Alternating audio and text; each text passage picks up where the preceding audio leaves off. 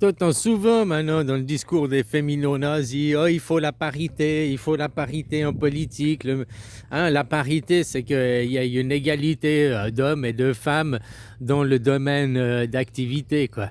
Dans le domaine, quoi. Donc, quand ils parlent, ils veulent une parité en politique, par exemple. Mais la politique, c'est le monde des hommes.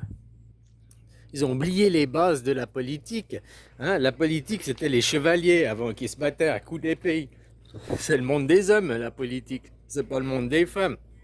Donc mettre la parité en politique, c'est quelque chose d'absurde. Quoi. Maintenant, c'est les femmes, elles veulent se battre comme des chevaliers. Elles veulent avoir le droit de se battre comme des hommes. Quoi. Bah pourquoi pas. Mais faut qu'elles acceptent alors de prendre des coups, comme les hommes aussi. Parce que voilà, la parité, ça va pas que dans un sens. C'est pas un sens unique. Puis pourquoi elles sont toujours la parité, par exemple dans les secrétaires, dans les machins, dans les métiers où c'est tranquille, il n'y a pas grand-chose à faire, elles veulent la parité, quoi. Mais par exemple, dans les enseignants, les enseignantes, il y a plus de femmes que d'hommes. Non, pourquoi alors là, ils font pas la parité inversée? Pourquoi ils engagent pas des professeurs, des enseignants pour redescendre le nombre de femmes à l'enseignement? Ouais, dans l'enseignement, il y a plus de femmes qui sont, comme dans le monde des infirmières, il y a plus d'infirmières que d'infirmiers. Il y a plus de médecins que de médecine. Enfin, de médecins aussi au féminin, quoi. Hein Voilà, quoi. Pourquoi ils exigent la parité, ils exigent la parité. Puis pourquoi ils n'exigent pas la parité à ce moment aussi dans tous les corps de métier? Tu vois, ils veulent juste la parité quand il y a du pouvoir, il y a de l'influence, où il y a beaucoup d'argent. Mais si c'est par exemple la parité pour être... comment t'appelles ça, là, ceux qui sont sur les champs de pétrole, là. Foreur de puits de pétrole, quoi. Et puis tu bosses, c'est toi qui changes les forêts, tu changes, tu sais que tu les vois changer les tubes pour forer plus profond, il y a du pétrole qui gicle, ils se prennent du pétrole, ils sont grades les mecs et tout. Voilà, pourquoi il n'y a pas plus de parité aussi dans ce corps de métier? Pourquoi il n'y a pas plus de femmes qui veulent faire le métier? Tu vois, je dis qu'on devrait aussi exiger la parité dans la pétrochimie. Et puis, pourquoi il n'y a pas plus de femmes qui sont maçons? On devrait aussi exiger la parité dans la maçonnerie, quoi. Ben ouais, ben il n'y a pas de raison. Il n'y a pas de raison. Une femme, elle est capable de porter un sac à ciment, quoi, comme un homme. Donc voilà, c'est avec leur connerie de parité, c'est juste quand il y a du fric ou de l'influence et tout. Ah, il faut la parité, il faut la parité. Ou bien en politique, il y a un monde qui était exclusivement des hommes, parce que c'est le monde des chevaliers, c'est la bataille, c'est la guerre, quoi, la politique. Maintenant, les femmes veulent faire la guerre au même titre que les hommes. Au nom de la parité, quoi. Hein? Ouais, voilà, quoi. Non, non, non, ben voilà, quoi. Faudrait déjà se battre pour avoir le droit, au lieu de se battre pour la parité au niveau du Parlement, de la parité au niveau de l'Assemblée nationale, il faudrait se battre de la parité que vous ayez le droit de vote, le droit de voter. Parce que ni les hommes ni les femmes ont le droit de vote en France. Tu vois? Ça, c'est de la réalité. Ça, c'est pas une vérité jetée dans l'absolu, c'est pas la vérité à bonzon, quoi. C'est la réalité en France et aux États-Unis, vous n'avez pas le droit de vote. Me dis pas oui, on vote notre président au suffrage universel. Blablabla. Ça, c'est des branlots intellectuels. Le suffrage universel, ça voudrait déjà dire démocratie mondiale, parce que universel, ça veut dire de l'univers. Donc quand il y a le suffrage universel, ce serait au minimum que déjà la nation vote. Si tu dis le suffrage universel des Français, ce serait que tous les Français y votent et pas seulement les représentants. Donc vous n'êtes pas élu au suffrage universel.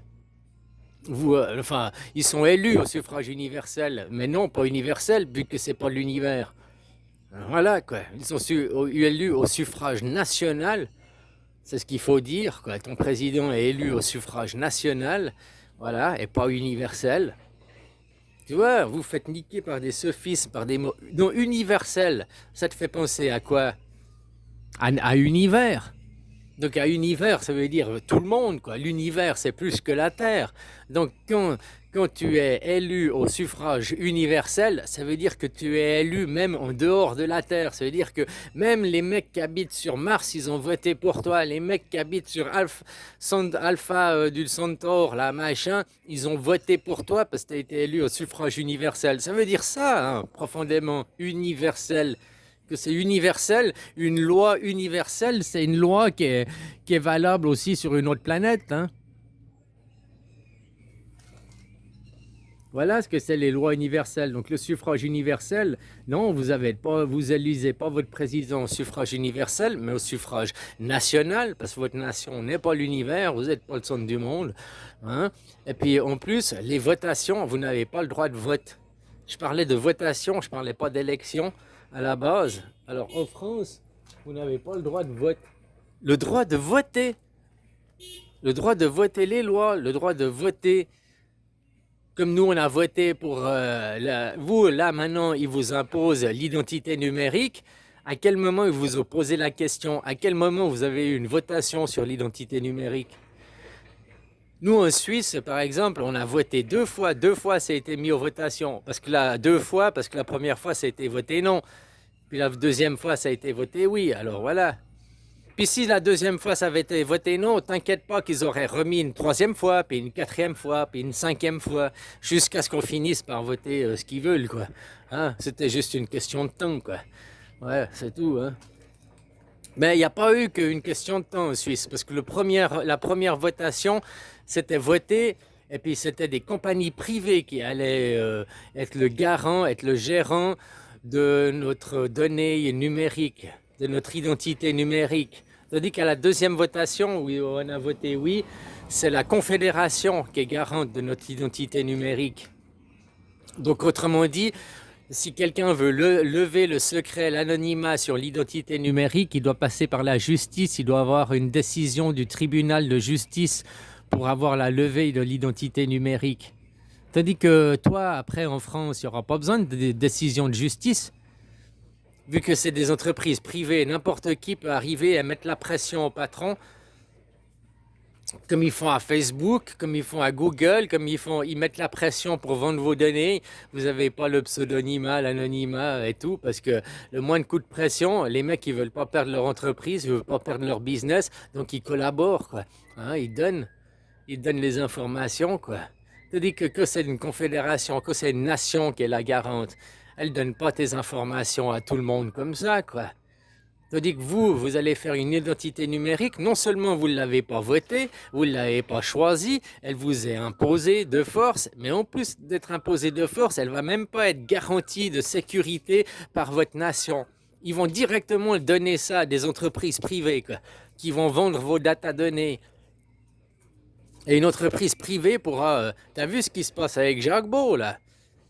Jacques Beau et d'autres collaborateurs suisses et d'autres pays qui se font supprimer leurs comptes financiers, qui se font supprimer, bannir numériquement, quoi, un bannissement numérique.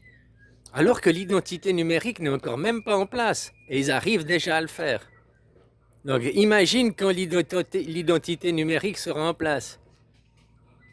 À la limite, si l'identité numérique elle était déjà en place pour le cas de Jacques Beau, je crois qu'il aurait été plus protégé. L'Europe n'aurait pas pu lui faire des sanctions vu qu'ils auraient eu l'obligation, vu que Jacques Beau il est suisse, il aurait eu par la Confédération la protection de ses données numériques et il n'y aurait eu qu'une décision d'un tribunal de justice, qu'une décision de justice qui aurait pu faire... les sanctionner Jacques Beau. Tandis que ça n'aurait pas été arbitraire. Tandis que là, c'est Ursula von der Leyen, c'est la Commission européenne qui a décidé on n'aime pas ta gueule, on n'aime pas ce que tu dis, on te bannit, sans passer par la justice. Donc tu vois, ça c'est ce qui vous pend au nez à vous les Français. Parce que l'identité numérique ne sera pas garantie par votre nation. Voilà quoi, si Jacques Beau il avait déjà l'identité numérique, il n'aurait pas pu, parce qu'il était protégé par la Suisse, donc il était protégé par la justice. Aujourd'hui, il n'est pas protégé. Voilà quoi. Ben, tu vois ce qu'il peut faire justement? Sanctionner les gens quoi. te priver de tout financement, de tout.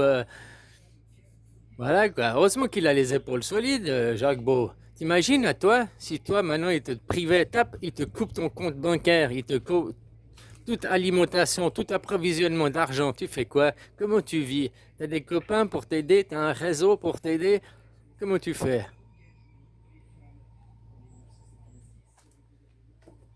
Enfin voilà quoi.